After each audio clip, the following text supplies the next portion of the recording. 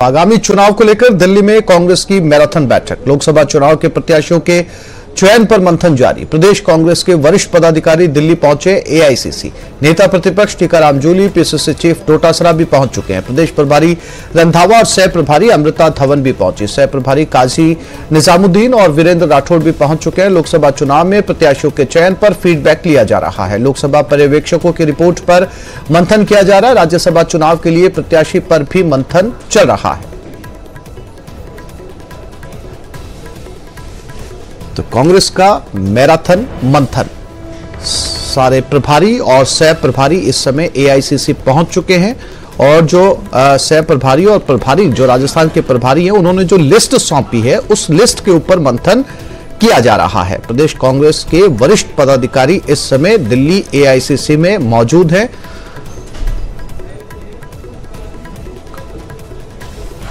और दिल्ली से हमारे संवाददाता अशरफ काजमी हमारे साथ जुड़ गए और राजधानी जयपुर से हमारे साथ राकेश शर्मा हैं। सबसे पहले जो है रुक करते हैं दिल्ली की तरफ। अशरफ हमारे साथ मौजूद है एआईसीसी के बाहर। अशरफ, क्या तस्वीरें इस वक्त, कौन कौन से बड़े नेता एआईसीसी में पहुंच चुके हैं, क्योंकि आने वाला लोकसभा चुनाव एक बड़ी चुनौती राजस्थान में कांग्रेस के लिए। बिल्कुल आसिफ, और इसी चुनौती को पार करने के लिए यहाँ पर दिल्ली में कांग्रेस के बड़े नेता मंथन कर रहे हैं। राजस्थान के तमाम बड़े नेता, चाहे वो नेता प्रतिपक्ष हो, टीकाराम जूली हो, प्रदेश अध्यक्ष प्रदेश गोविंद सिंह डोटासरा हो, प्रदेश प्रभारी सुखविंदर सिंह जी हो, या सह प्रभारी अमृता धवन हो, काजी निजामुद्दीन हो, वीरेंद्र राठौड़, तमाम जितने राजस्थान के बड़े नेता हैं वो इस वक्त यहाँ हैं और उनका मंथन चल रहा है। क्योंकि लोकसभा चुनाव जीतना कांग्रेस के लिए एक बहुत बड़ी चुनौती साबित हो रहा। जैसी इनको विधानसभा चुनाव में करारी हार मिली है, अब उसको थोड़ा सा बदला लेने का इनको मौका मिला है कि हम कुछ सीटों पर भाजपा को रोक सकते हैं। वहां से मजबूत जहां कांग्रेस है वहां से हम अपने अच्छे उम्मीदवार उतार कर चुनाव जीत सकते हैं। तो इस सब पर मंथन चल रहा है और साथ साथ राज्यसभा का जो चुनाव होने वाला है उसको लेकर भी मंथन चल रहा है कि राज्य से किसको यहां उम्मीदवार बनाया जाए। लेकिन सबसे महत्वपूर्ण जो है वो लोकसभा चुनाव पर तैयारियों के लिए मंथन किया जा रहा है। किस तरह की रणनीति हो, कौन से उम्मीदवार हो जो मजबूती से टक्कर दे सके। अब उस वोट मंथन के बाद क्या अमृत निकलता है, कौन टक्कर दे सकता है, इसके लिए आसिफ थोड़ा इंतजार करना पड़ेगा। लेकिन हाँ, इतना जरूर है कि कांग्रेस के लिए राजस्थान में आज ये बड़ा दिन और सभी लोगों की नजरें यहाँ दिल्ली पर है कि किन लोगों के नाम पर फैसला लिया जाएगा, कैसे उम्मीदवार को चुनाव मैदान में उतारा जाएगा जो 2024 के लोकसभा चुनाव में कांग्रेस का राजस्थान में चेहरा होंगे। जी आसिफ। अशरफ, फिर से लौटूंगा आपके पास पे। हमारे साथ राकेश शर्मा भी जयपुर से जुड़े हुए हैं। राकेश, ये बड़ी चुनौती इसलिए भी है कांग्रेस के लिए क्योंकि हाल ही के अंदर रंधावा ने जब प्रदेश का दौरा किया था तो उन्होंने माना था सार्वजनिक तौर पर कि डोटासरा और उनसे गलती हुई है कैंडिडेट्स को चुनने के अंदर। तो एक बार फिर से वही प्रभारी हैं, वही सह प्रभारी हैं और वही लिस्ट है। तो क्या इस बार जो लिस्ट लेकर गए एआईसीसी के अंदर वो मान ली जाएगी या उनमें परिवर्तन होगा? राकेश। बिल्कुल, देखिए जिस तरीके से जो लोकसभा पर्यवेक्षक 25 लोकसभा सीटें हैं और राजस्थान में अभी भी कांग्रेस 0 से स्टार्ट कर रही है लोकसभा चुनाव में, क्योंकि कांग्रेस का कोई प्रत्याशी यहां से संसद में नहीं पहुंच सका था, लोकसभा चुनाव में नहीं जीत पाया था। अब 0 से स्टार्ट कांग्रेस कर रही है और 25 लोकसभा सीटों से 50 नाम अभी इस मीटिंग में चर्चा पर हैं। प्रत्येक लोकसभा से लगभग 2 नामों पर चर्चा की जा रही है और ये नाम जो दिए हैं ये एआईसीसी द्वारा जो लोकसभा पर्यवेक्षक आए थे राजस्थान के सभी लोकसभा क्षेत्रों का उन्होंने दौरा किया, सबके साथ मीटिंग की, संवाद किया, बातचीत की, सभी पॉजिटिव और नेगेटिव जो एस्पेक्ट्स हैं, जो प्रत्याशी हैं जिनका चयन होना है उनके बारे में जानकारी ली गई और इस फीडबैक के आधार पर जो है लोकसभा पर्यवेक्षकों ने जो रिपोर्ट सौंपी है वो 50 प्रत्याशियों के आसपास की रिपोर्ट है। उन रिपोर्टों पर अब यहां पर स्क्रीनिंग कमेटी की बैठक में मंथन किया जा रहा है। चूंकि नेता प्रतिपक्ष टीकाराम जूली और पीसीसी चीफ गोविंद सिंह डोटासरा के साथ साथ प्रदेश कांग्रेस प्रभारी सुखविंदर सिंह रंधावा और तमाम पूरी टीम वहां पर मौजूद है और यह मंथन लगातार जारी है। साथ ही जो राज्यसभा की एक सीट लगभग यहां कांग्रेस को मिल सकती है और उसमें जो नाम उभर करके सामने आए हैं भंवर जितेंद्र सिंह जो कांग्रेस के नेता हैं प्रदेश से, इसके अलावा कांग्रेस से अभिषेक मनु सिंह भी, राकेश, ये इनका बहुत भी नाम महत्वपूर्ण जो है वो चर्चा यहाँ पर होनी है। जैसा कि आपने बताया कि 50 नाम है और इनमें से 25 का चुनाव करना है। साथ ही साथ राज्यसभा उम्मीदवारों की चर्चा भी वहां पर हो रही है। अशरफ, आप नजर बनाए रखिएगा, अपडेट समय समय पर आपसे लेते रहेंगे। फिलहाल आप दोनों साथियों का बहुत शुक्रिया तमाम जानकारी के लिए। और बीजेपी कल लगा सकती है उम्मीदवारों पर मुहर। राज्यसभा उम्मीदवारों के नाम पर अंतिम मुहर कल 12 या 13 फरवरी को बीजेपी अपने उम्मीदवारों की घोषणा कर सकती है। राज्यसभा की खाली हो रही 56 सीटों पर चुनाव होना है। राजस्थान की 3 सीटों पर भी 27 फरवरी को चुनाव होगा।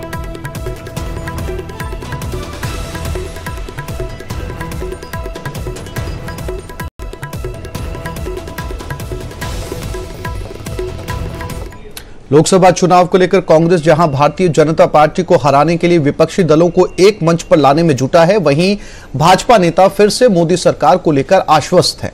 भाजपा नेताओं में मोदी के प्रति दीवानगी का आलम यह है कि भाजपा के लोकसभा सांसद अनुराग ठाकुर नमो हैट्रिक लिखी टी शर्ट पहनकर संसद भवन पहुंचे।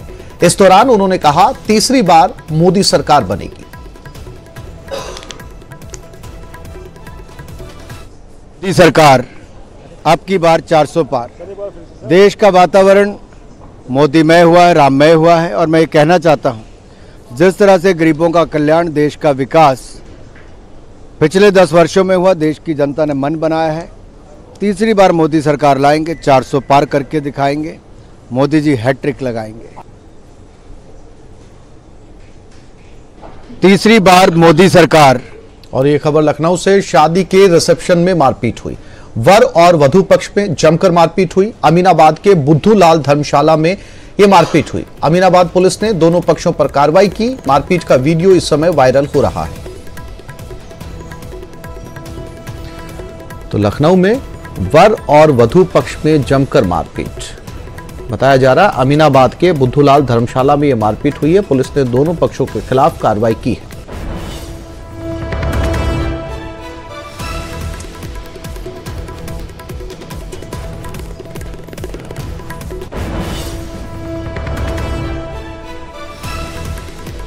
ये वो तस्वीरें हैं जो इस समय वायरल हो रही हैं।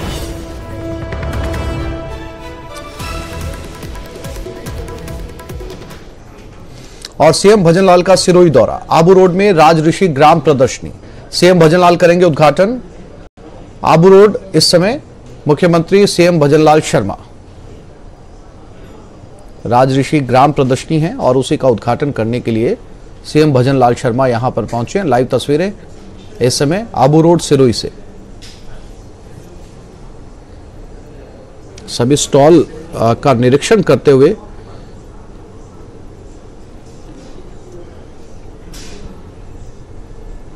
इस समय प्रदर्शनी का अवलोकन कर रहे हैं मुख्यमंत्री भजनलाल शर्मा।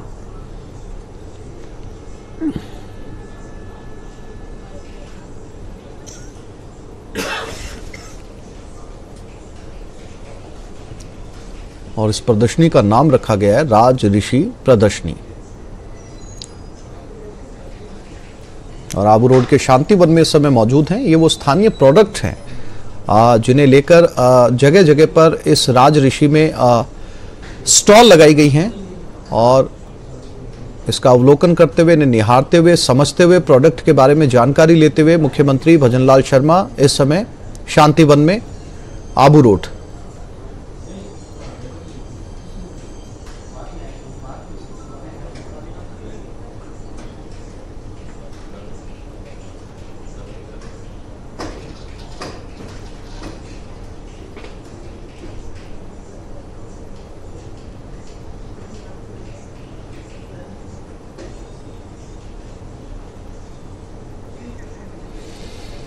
तो सीएम इस समय सिरोही पहुंचे हुए हैं। सिरोही के आबू रोड में शांति वन में इस समय मुख्यमंत्री भजनलाल शर्मा मौजूद। सभी स्टॉल से गुजरते हुए स्थानीय प्रोडक्ट का अवलोकन करते हुए, उनके बारे में जानकारी लेते हुए, उन्हें समझते हुए। और मंत्री ओटाराम देवासी भी उनके साथ इस समय मौजूद हैं।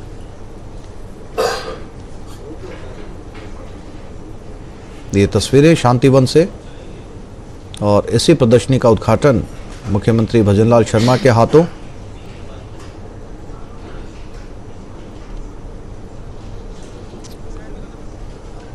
आबू रोड के शांतिवन में इस समय सीएम भजनलाल शर्मा, उनके साथ मंत्री ओटाराम देवासी भी इस समय मौजूद हैं। स्टॉल लगाई गई हैं जगह जगह पर।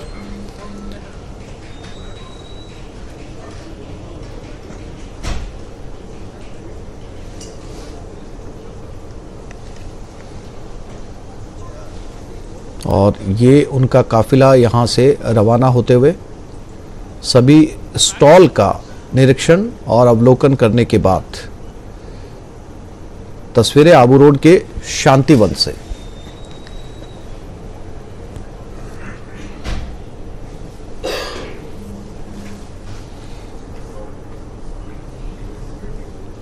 राजऋषि के शांतिवन प्रदर्शनी में इस समय सीएम मौजूद हैं और इस प्रदर्शनी का उद्घाटन करने के लिए ही मुख्यमंत्री भजनलाल शर्मा यहां पर पहुंचे हैं और साथ ही साथ जो स्टॉल यहां पर लगाई गई हैं उन पर रुकते हुए, समझते हुए, स्थानीय उत्पादों के स्टॉल भी यहां पर जो है वो लगाई गई है।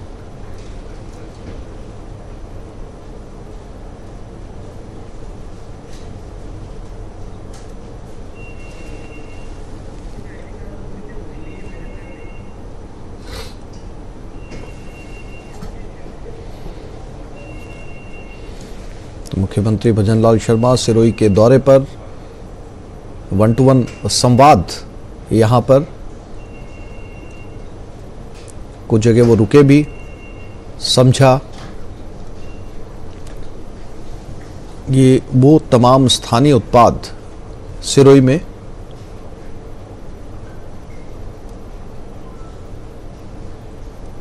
जिनका अवलोकन मुख्यमंत्री भजनलाल शर्मा इस समय कर रहे हैं और इसी प्रदर्शनी का नाम दिया गया राजऋषि प्रदर्शनी। और इसी प्रदर्शनी के उद्घाटन के लिए मुख्यमंत्री अशोक गहलोत आबू रोड के शांतिवन पहुंचे हैं।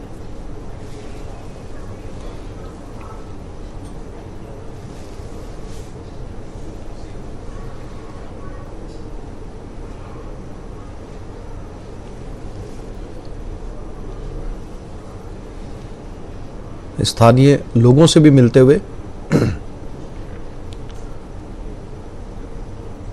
इस प्रदर्शनी का महत्व समझते हुए ये लोगों से मुलाकात प्रदर्शनी के बाद।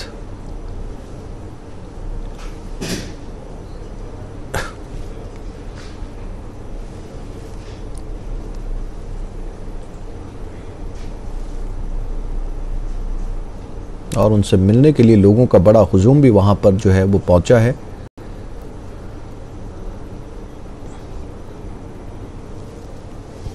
और एक तरफ तस्वीरों में जहां वो रुके हैं, खेती के अलग तरीकों को समझते हुए एक डमी खेत या बगीचा कहा जा सकता है जिसे वो भी तैयार किया गया है।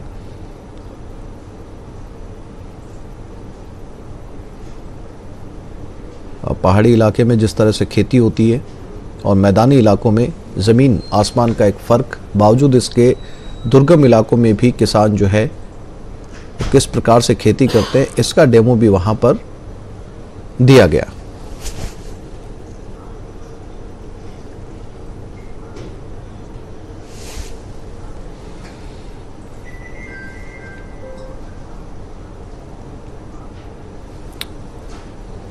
आबू रोड के शांतिवन में इस समय राजऋषि प्रदर्शनी।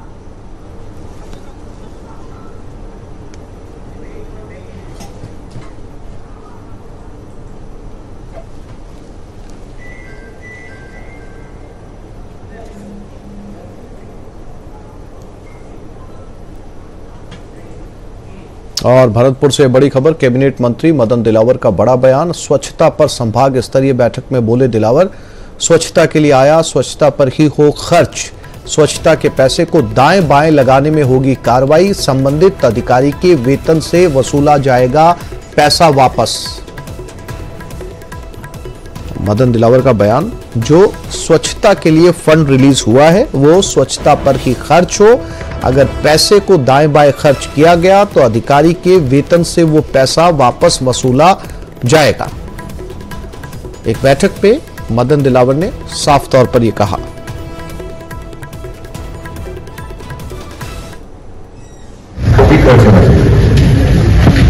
इसलिए में यह आए कि क्या रेफरेंस नहीं कर पा रहे हैं, या करते तो बहुत रेफरेंस हम किसी भी कीमत पर बर्दाश्त नहीं करेंगे। ऐसा आएगा कंफर्म से उसको कर कोई कुछ नहीं है, चाहे जिला आदेश कर दे, चाहे स्कूल में आदेश कर दे, हमेशा सर्विस आएगा आपके पास, मेरे आगे बच्चे से आ जाएगा। रावण ने स्कूल का निरीक्षण किया, स्कूल में बच्चों के साथ सूर्य नमस्कार भी किया। स्कूल में मंत्री ने व्यवस्थाओं का जायजा लिया, छात्रों और शिक्षकों से स्कूल के हालात की जानकारी ली। उसके बाद जरूरी सुधार को लेकर दिशा निर्देश भी दिए।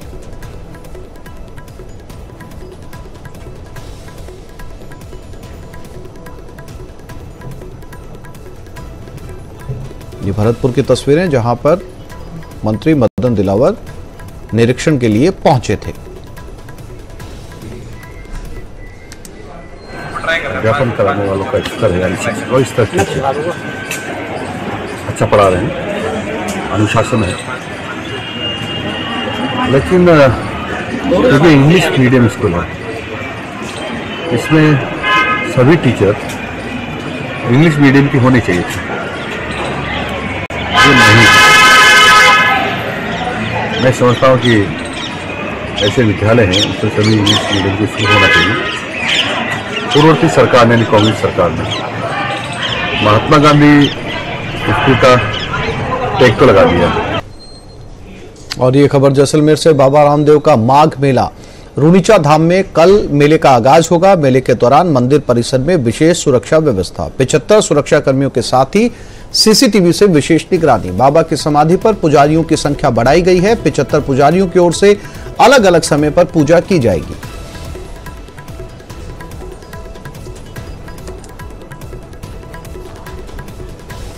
तो बाबा रामदेव का माघ मेला शुरू हो चुका है।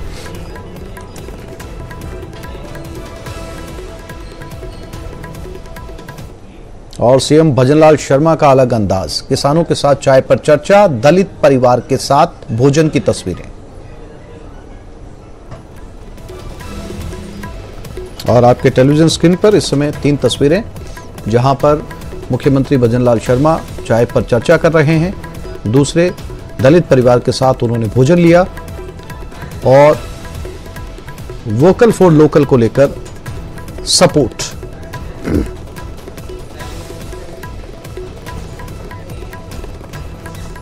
ये खबर जयपुर से, जहां स्वास्थ्य विभाग के अधिकारी हॉस्पिटल का निरीक्षण कर रहे हैं।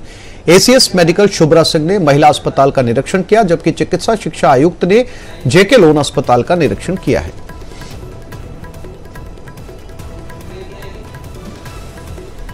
ये तस्वीरें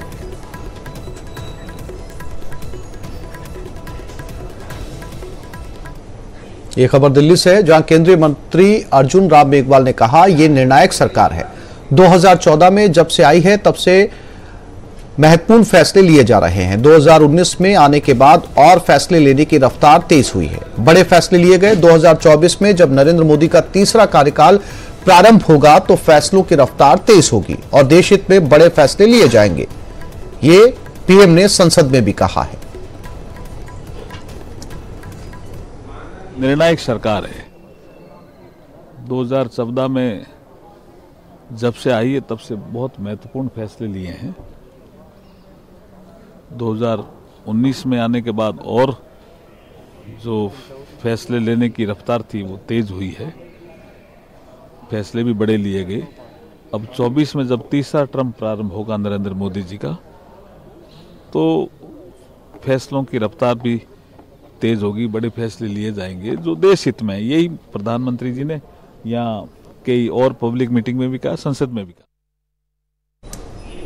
कोटा के सुभाष नगर इलाके के खाली प्लॉट में डूबने से मासूम की मौत के मामले में मोर्चरी के बाहर परिजनों ने हंगामा खड़ा कर दिया। मुआवजा दिलवाने और यूआईटी के अधिकारियों के खिलाफ कार्रवाई की मांग को लेकर परिजन पर स्थानीय लोगों ने धरना दे रहे हैं। परिजनों ने नारेबाजी कर प्रदर्शन किया और आक्रोश जताया। हंगामे के बढ़ते हालात को देखते हुए पुलिस और आरएसी का जाब्ता तैनात किया गया है।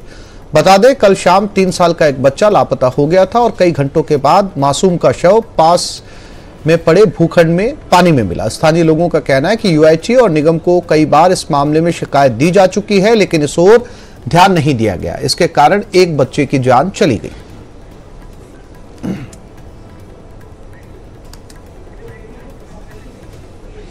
और ये खबर प्रतापगढ़ से, पुलिस ने करोड़ों के गबन का खुलासा किया है। 62 बैंक खातों को फ्रीज करवाया, 62,71,490 की राशि होल्ड करवाई है। 46 लाख रुपए बरामद किए हैं। आरोपी के रिसोर्ट को कुर्क करवाने की पुलिस तैयारी कर रही है। रिसोर्ट में आरोपी ने लगाए थे गबन के 45 लाख रुपए। आरोपी ने बैंक मैनेजर को ब्लैकमेल कर अपने खाते में 2.5 करोड़ रुपए डलवाए। आरोपी जालम चंद है, उदयपुर का हिस्ट्री शीटर। चंचल सनाडे प्रतापगढ़ से हमारे साथ जुड़ गए हैं। चंचल, क्या अपडेट इस पूरे मामले को लेकर?